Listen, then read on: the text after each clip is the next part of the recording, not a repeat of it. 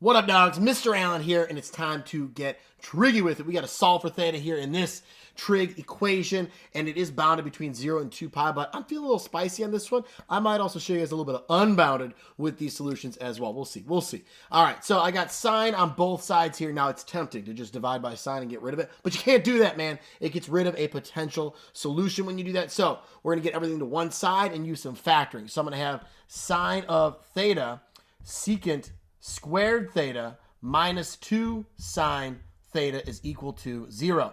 Now, I'm not going to change that secant squared theta into terms of sine or cosine, to be 1 over cosine squared. I'm going to leave it as is, and I'm going to factor out that GCF of sine theta, which leaves me with secant squared theta minus 2 all equals 0. And now I can start solving here, right? I'm going to have sine. I'll pull this over here a little bit. Sine of theta is equal to 0. Well, when sine equal to 0, that's when my y-coordinate on my unit circle is 0. That's going to be at 0 as well as pi. Now, the other one here, I'll change colors for a little bit just so it's fun. All right, this guy, I'm going to have secant squared theta equals 2, right? If I added 2 over when I set it equal to 0. Then I'm going to square root on both sides, and I get secant of theta is equal to plus or minus. Do not forget that plus or minus when you're solving with square roots. Square root of 2. Here's where the reciprocal thinking comes into play. Secant is the reciprocal of cosine.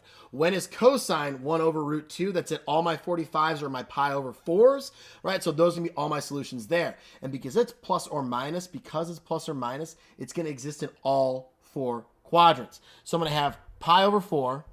That's where it's positive, right? Then I'm going to have 3 pi over 4. That's where secant's going to be negative because cosine is negative in the second quadrant.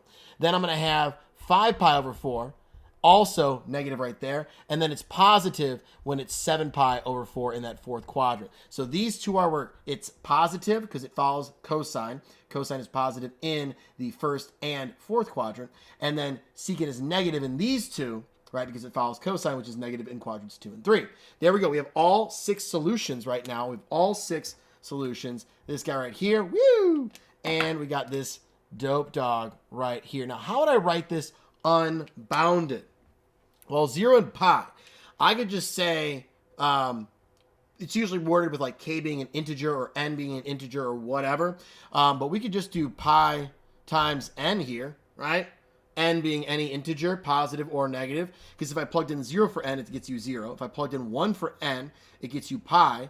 And then if I keep on circling around like that, because then 2 pi is going to be a solution, and 3 pi and 4 pi, it's just going to give you all of those. If you don't like that, you could also write it as pi plus pi n, right? Because you're still going to get the same thing. If this was -1, you'd end up with 0. So I think either of those two be acceptable here. This would probably be your best bet because it's the simplest one and gets the point across, right? Okay, next one over here. We're dealing with these. Well, I've got pi over 4. It's a jump of 2 pi over 4 to get here, and a jump of 2 pi over 4 to get here, and a jump of 2 pi over 4 to get here, right? I'm adding 2 in my numerator over 4 each time. It's a consistent thing. And if I add 2 pi over 4 right here, I'm going to end up with 9 pi over 4, which is right back coterminal with my pi over 4 right here. So what I can do for this unbounded one is I'll take my first solution of pi over 4, and I'm going to add 2 pi over 4. Let's think off to the side here. 2 pi over 4, that simplifies down to pi over 2. So I'll do pi over, I shouldn't do slashy and horizontal. That's bad form. That's bad form. Okay, there we go. Pi over 2 n. All right, that would be my unbounded right there. It's going to add that pi over 2 each time to each one of those, which gives me from 1 to the next to the next to the next.